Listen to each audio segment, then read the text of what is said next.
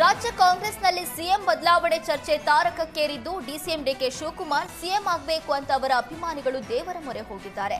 ರಾಣಿಬೆನ್ನೂರು ತಾಲೂಕಿನ ದೇವರಗುಡ್ಡ ಗ್ರಾಮದ ಮಾಲತೇಶ್ ದೇಗುಲದಲ್ಲಿ ಡಿಕೆ ಬೆಂಬಲಿಗರು ವಿಶೇಷ ಪೂಜೆ ಸಲ್ಲಿಸಿದ್ದಾರೆ.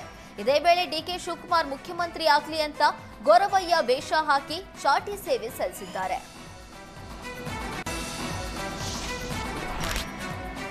ಚಿಕ್ಕಮಗಳೂರು ಜಿಲ್ಲೆಯಲ್ಲಿ ನವೆಂಬರ್ 26ರಿಂದ ದತ್ತ ಜಯಂತಿ ನಡೆಯಲಿದ್ದು ಬಿಗಿ ಪೊಲೀಸ್ ಬಂದೋಬಸ್ತ್ ಏರ್ಪಡಿಸಲಾಗುತ್ತಿದೆ.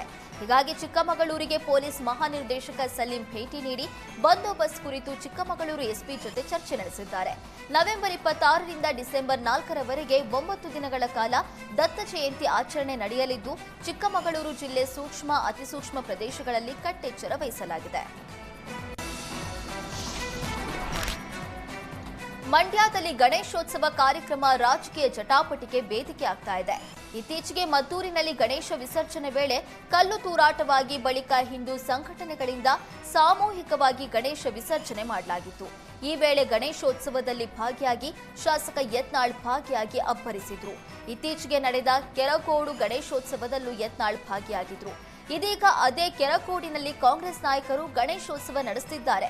ಶ್ರೀ ಪಡುವಲ ಬಾಗಿಲು ಆಂಜನೇಯ ಸ್ವಾಮಿ ಸೇವಾ ಸಮಿತಿ ಪ್ರತಿಷ್ಠಾಪಿಸಿರುವ ಗಣೇಶ ಮೂರ್ತಿಯನ್ನ ಅದ್ದೂರಿಯಾಗಿ ಮೆರವಣಿಗೆ ಮಾಡೋದಕ್ಕೆ ನಿರ್ಧರಿಸಲಾಗಿದ್ದು, ಮೆರವಣಿಗೆಯಲ್ಲಿ ಬೃಹತ್ ಡಿಜೆ, 100 ಕಲಾ ತಂಡಗಳು ಭಾಗಿಯಾಗುವ ಸಾಧ್ಯತೆಗಳಿವೆ.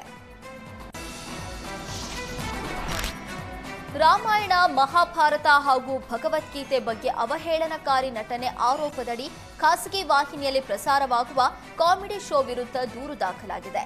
ಖಾಸಗಿ ವಾಹಿನಿಯ ಕಾಮಿಡಿ ಶೋನಲ್ಲಿ ಹಿಂದೂ ಧರ್ಮದ ಬಗ್ಗೆ ಅವಹೇಳನಕಾರಿ ಮಾಡಲಾಗುತ್ತಿದೆ. ಹಾಸ್ಯ ಕಲಾವಿದರಿಂದ ಹಿಂದೂ ಧರ್ಮಕ್ಕೆ ಅಪಮಾನ ಮಾಡಲಾಗ್ತಿದೆ ಅಂತ ಭಜರಂಗ ದಳ, ವಿಶ್ವ ಹಿಂದೂ ಪರಿಷತ್ ಸೇರಿದಂತೆ ಹಿಂದೂ ಪರ ಸಂಘಟನೆಗಳು ಆರೋಪಿಸಿವೆ.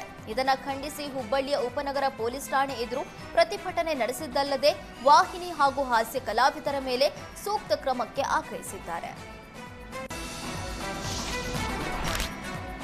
ಪ್ರತಿ ಹಳ್ಳಿಗೂ ಸರ್ಕಾರಿ ಶಾಲೆ ಇರಬೇಕು ಎನ್ನುವ ಗಾಂಧೀಜಿ ಕನಸಿಗೆ ರಾಜ್ಯ ಸರ್ಕಾರ ತಿಲಾಂಜಲಿ ಇಡೋದಕ್ಕೆ ಹೊರಟಂತಿದೆ. ಕೆಪಿಎಸ್ ಶಾಲೆಗಳ ಜೊತೆಗೆ ಸರ್ಕಾರಿ ಶಾಲೆಗಳ ವಿಲೀನ ಪ್ರಕ್ರಿಯೆಗೆ ಚಾಲನೆ ನೀಡಲಾಗಿದೆ. ವಿಲೀನದ ಹೆಸರಲ್ಲಿ ವಿಜಯನಗರ ಜಿಲ್ಲೆಯ 30 ಸರ್ಕಾರಿ ಶಾಲೆಗಳನ್ನು ಮುಚ್ಚೋದಕ್ಕೆ ಶಿಕ್ಷಣ ಇಲಾಖೆ ಗುರುತಿಸಿದಂತಿದೆ. 10ಕ್ಕಿಂತ ಕಡಿಮೆ ವಿದ್ಯಾರ್ಥಿಗಳು ಇರುವ ಸರ್ಕಾರಿ ಶಾಲೆಗಳನ್ನ ವಿಲೀನ ಪ್ರಕ್ರಿಯೆ ನಡೆದಿದೆ. ವಿದ್ಯಾರ್ಥಿಗಳ ಸಂಖ್ಯೆ ಹೆಚ್ಚಳ ಮಾಡೋ ಬದಲು ಶಾಲೆಗಳನ್ನು ಮುಚ್ಚೋದಕ್ಕೆ ಹೊರಟಿದೆ ಅಂತ ಸರ್ಕಾರದ ವಿರುದ್ಧ ಸ್ಥಳೀಯರು ತೀವ್ರ ಆಕ್ರೋಶ ವ್ಯಕ್ತಪಡಿಸಿದ್ದಾರೆ.